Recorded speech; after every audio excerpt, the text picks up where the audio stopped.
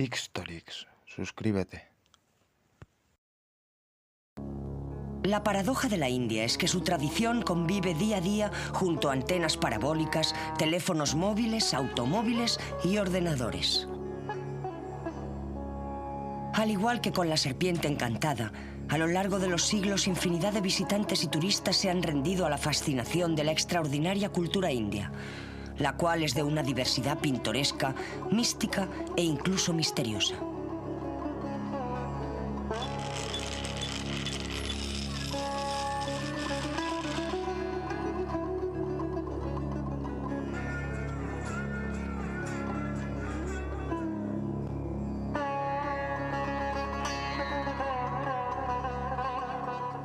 Tan antigua como las civilizaciones de Egipto y Mesopotamia, la India es única entre dichas sociedades antiguas, ya que su cultura y creencias han resistido infinidad de revoluciones interiores e invasiones exteriores.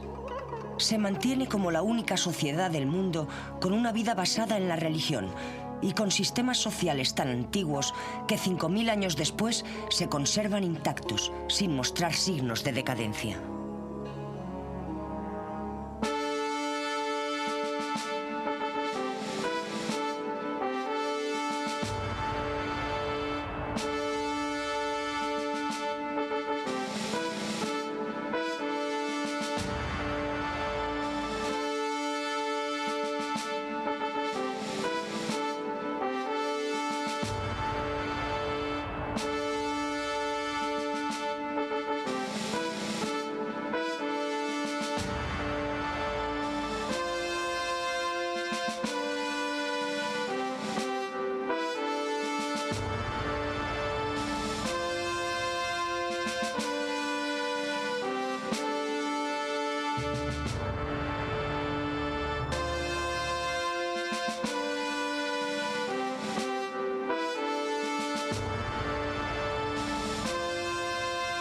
Civilizaciones antiguas. India.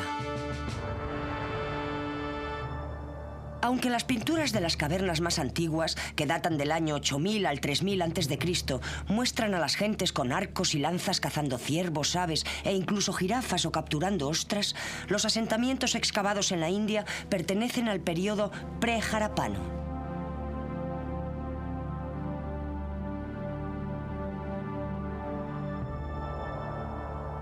Se han hallado restos de cultivos de trigo y asentamientos de comunidades ganaderas del año 3500 a.C. en Baluchistán, el valle de Quetta y Kalat, todos situados en lo que hoy es Pakistán. Asentamientos similares han sido también hallados en Afganistán. La civilización de Harappa es muy importante por ser el mayor asentamiento encontrado en Harappa, en Pakistán. En él se pueden estudiar todos los periodos de esta civilización, incluido Mohenjo-Daro. Mohenjo-Daro fue lo que hizo saltar la chispa. El lugar sugiere lo que fue una gran entidad urbana en la India, sin ninguna conexión clara con Europa o con el resto del mundo habitado. Se necesitó mucho esfuerzo para descubrir las conexiones con Mesopotamia y poder mostrar cómo una pudo brotar de la otra. Lo que los arqueólogos han llegado a descubrir es que Mohenjo-Daro fue la punta del iceberg. La civilización de Harappa se desarrolló en torno al río Indo. Se han hallado muchos poblados a lo largo de este río y se cree que existen muchos más todavía por descubrir. El periodo más temprano del que podemos hablar está basado en los datos que nos han proporcionado las excavaciones realizadas en Mohenjo-Daro. Esta civilización se remonta hasta unos 5000 años atrás en la historia. Observando los planos de las ciudades, comprobamos que son de un concepto extremadamente moderno. Tenían amplias avenidas y poseían una perfecta red de alcantarillas y canalizaciones destinadas a recoger agua de lluvia. La primera y mayor civilización urbana india, Mohenjo-Daro, floreció a partir del año 2300 a.C.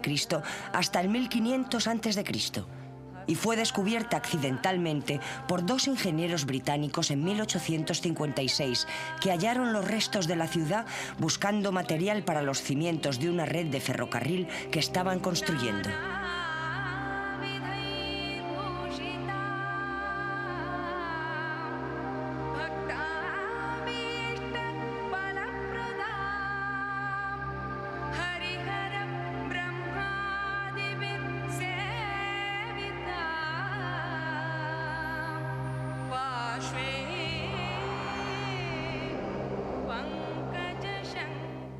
Los primeros signos de religión en la India pueden observarse en el arte de este periodo.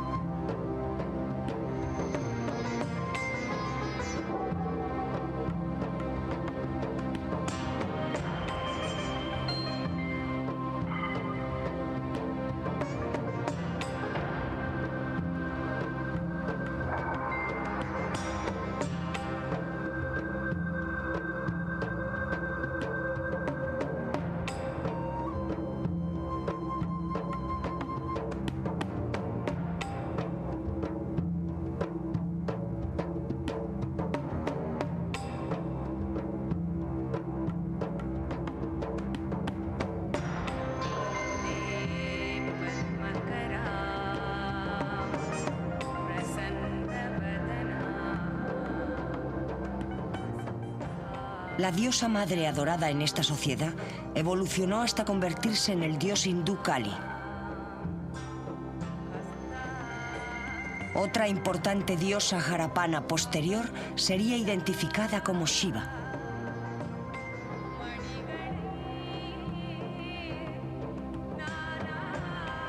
Un legado significativo de la civilización del Valle del Indo es el cultivo de la Gossypium arborem, la planta del algodón. El arte textil y del tintado también se originó aquí. Este fue uno de los aspectos por los que la India sería conocida en todo el mundo. Las mujeres de las ciudades del Valle del Indo probablemente vistieron saris similares a los que visten ahora. Los trozos de tela encontrados en Mohenjo-Daro muestran una técnica textil muy desarrollada, y este era el tipo de ropa que tanto valoraron en la antigua Grecia y Roma.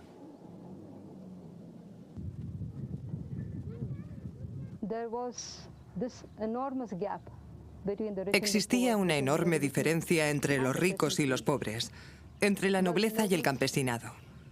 Mientras los nobles exhibían pomposamente terciopelos y capas bordadas, los pobres vestían nada más que prendas ásperas de algodón. De hecho, la ropa era bastante escasa. La riqueza de la civilización harapiana cambió drásticamente con la llegada de las tribus arias desde Asia Central, que se introdujeron en la India alrededor del año 1500 a.C. Algún fenómeno de la naturaleza, como un cambio drástico de temperatura, forzó a las tribus arias a abandonar las estepas de Rusia, conquistando la totalidad del mundo conocido hasta entonces. Los arios también cruzaron las montañas prohibidas de Hindu Kush hasta llegar a la India, provocando algunos cambios en su cultura. Poco después, los poblados del Valle del Indo se disolvieron y desaparecieron.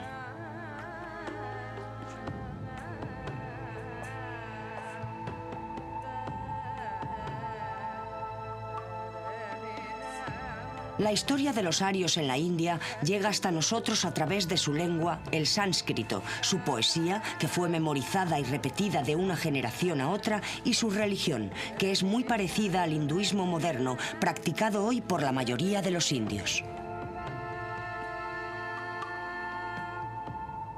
Los invasores arios absorbieron las creencias de las religiones indias. Los principales dioses arios tomaron los atributos de los dioses locales.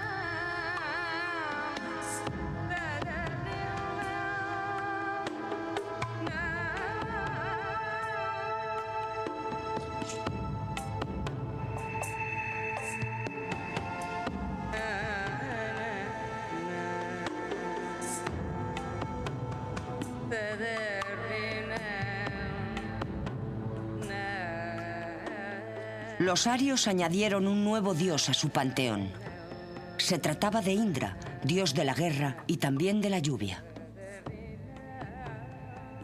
Al ser un dios joven, Indra solía verse envuelto en peleas, bebía mucho y comía todo lo que caía en sus manos. Por entonces, se estaba gestando un sistema de castas. Fue engendrado en el propio tejido social. La gente empezó a dividirse en estamentos y hacían cosas que ya practicaban sus padres o abuelos. Así que las habilidades pasaban de padres a hijos y por tanto sus profesiones. El sistema social de castas era muy fuerte. La casta superior del sistema era la de los brahmanes. Le seguían los satriya, la clase guerrera. Tras ellos, la clase administrativa y los shudras, que eran la clase baja.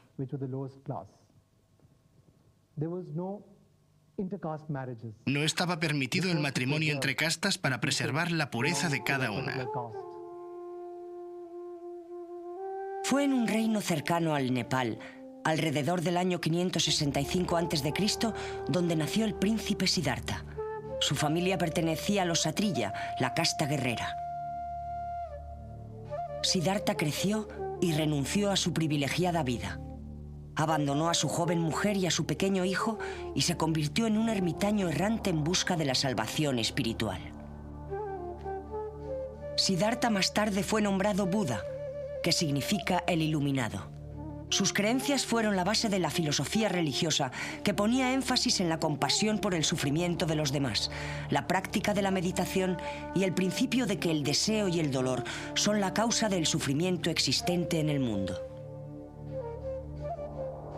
El budismo no convivió con ninguna otra religión en la India. Existían conventos de monjas budistas que permitieron a las mujeres dedicarse por completo a la vida religiosa. De otra forma, las mujeres no hubieran tenido independencia en la sociedad india del siglo VI a.C. Los brahmanes comenzaron a participar en las ceremonias religiosas que se celebraban en las familias, que anteriormente estaban dirigidas por las mujeres. Estas quedaron relegadas a un segundo plano. Los brahmanes se convirtieron en los dueños de la casa.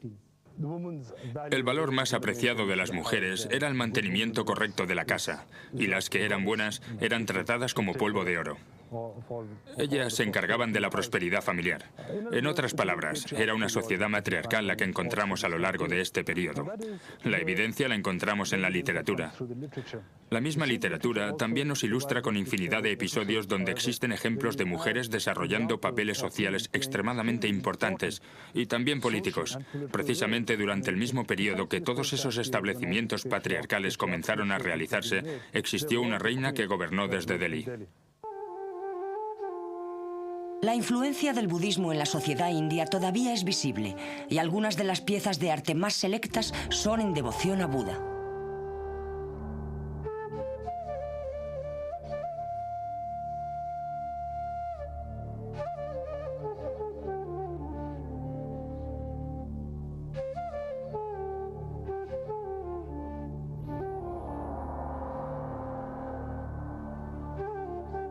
El budismo se expandió a lo largo de toda Asia y hoy tiene gran cantidad de seguidores en todo el mundo. Durante el tiempo en que Buda comenzó su búsqueda espiritual, el reino de Gandhara se había subyugado a las leyes de los persas. Alejandro de Macedonia intentaba conquistar completamente este reino. Con la reputación de tierra de infinitas riquezas y criaturas fantásticas, la conquista de la India tentó a Alejandro el Grande. Cuando llegó a Taxila, la capital de Gandhara, en el año 326 a.C., Alejandro fue bien recibido por la gente del reino, que no opuso resistencia. Pero en su avance hacia Penyab se encontró con una oposición dispuesta a luchar, y aunque salió victorioso en el primer combate, su armada decidió rebelarse y rehusó a la lucha. Alejandro no tuvo otra opción más que llevarlos de vuelta a casa.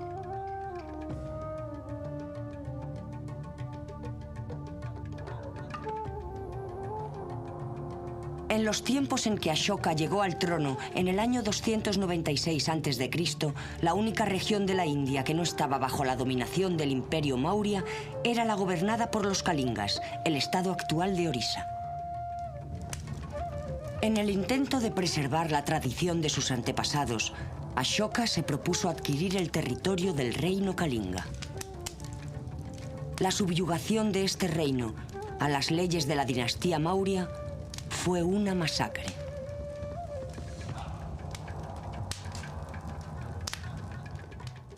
El horror del sufrimiento humano conmovió a Ashoka, que se convirtió al budismo y abandonó su afán de poder y de conquista de otros reinos. Inmediatamente Ashoka anunció su decisión de dirigir el imperio de acuerdo a los principios budistas del Dharma, o justicia. Para dar a conocer sus creencias, Ashoka redactó 14 edictos que se inscribían sobre grandes pilares monolíticos distribuidos por todo el imperio. Ashoka fue venerado por presidir el primer gran concilio de sacerdotes budistas, en el que las escrituras religiosas fueron recogidas en escritos formales. Debido a las iniciativas de Ashoka, el budismo se convirtió en una de las grandes religiones del mundo, e incluso después de su decadencia dentro de la India, llegó a florecer en otros países asiáticos, tal y como lo encontramos hoy. El reino de Ashoka era administrado de forma impecable, y por entonces la sociedad estaba dividida en poblados rurales que suministraban comida y pagaban los impuestos necesarios para mantener el equilibrio del vasto imperio.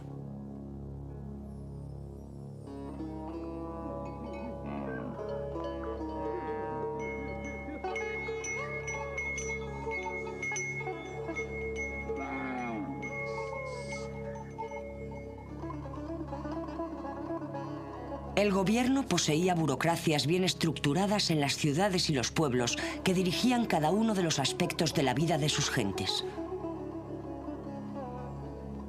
Para mantener las comunidades equilibradas, el gobierno ofrecía incentivos de tierras y ganado a los artesanos que se establecieran en poblados donde se necesitaba de sus habilidades.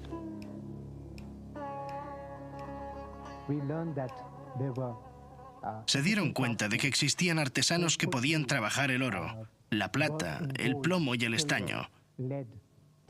Y quedan todavía muestras de trabajos en hueso y marfil. Ashoka y sus gobernantes se dieron cuenta de que el bienestar del imperio provenía de la multitud de pequeñas comunidades de granjeros y que cada villa necesitaba sus herreros, sus alfareros y sus taberneros.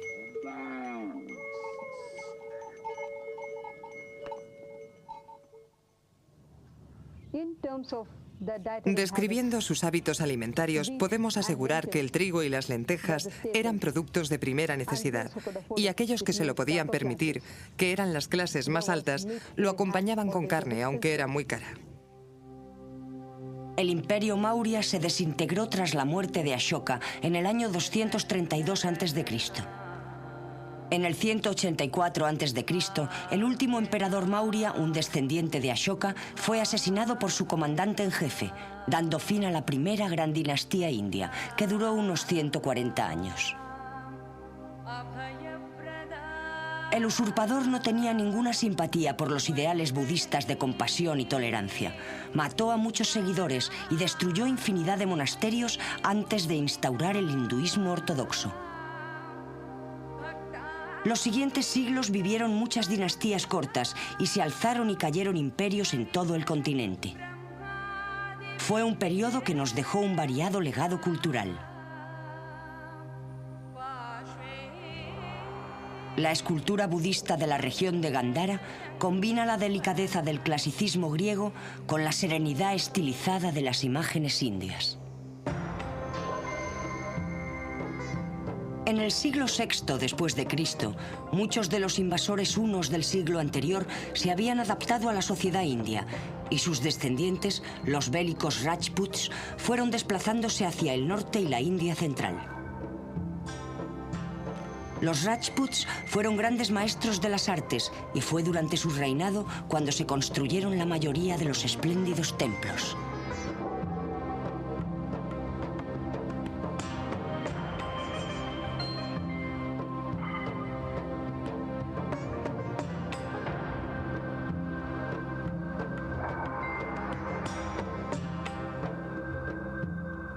en concreto los de Khajuraho en Madhya Pradesh. Este inmenso complejo fue construido entre los siglos X y XI por la dinastía de los Chandela de la India central. El primero y más grande de los templos de Khajuraho es el Laxmana, edificado alrededor del año 950 después de Cristo. Su base está decorada con escenas de batallas, mientras que los frisos de la parte más alta describen cualquier posible actividad sexual.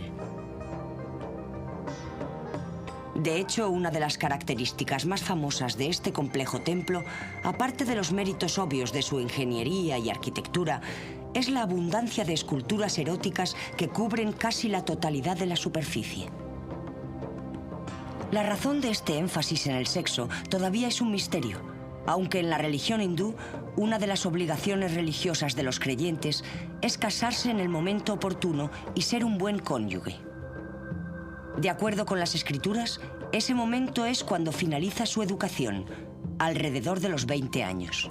La mujer debía tener un tercio de la edad del hombre. Durante la ceremonia del matrimonio, el novio promete cuidar bien de su mujer de acuerdo a los 3 pilares básicos del matrimonio hindú: fervor, salud y finalmente placer. La obligación religiosa de un buen hombre hindú es practicar el sexo con su esposa y darle placer. Además de la guerra y el sexo, también se representa la danza en las imágenes grabadas en los templos de Khajuraho y otros. Esto podría ser considerado una expresión de la Bhakti, un concepto hindú que ha sido descrito como el impulso a bailar y cantar al Dios de uno. Las figuras de danza grabadas en los templos de Khajuraho son estilizadas, igual que lo son los bailes indios. Xtorix, suscríbete.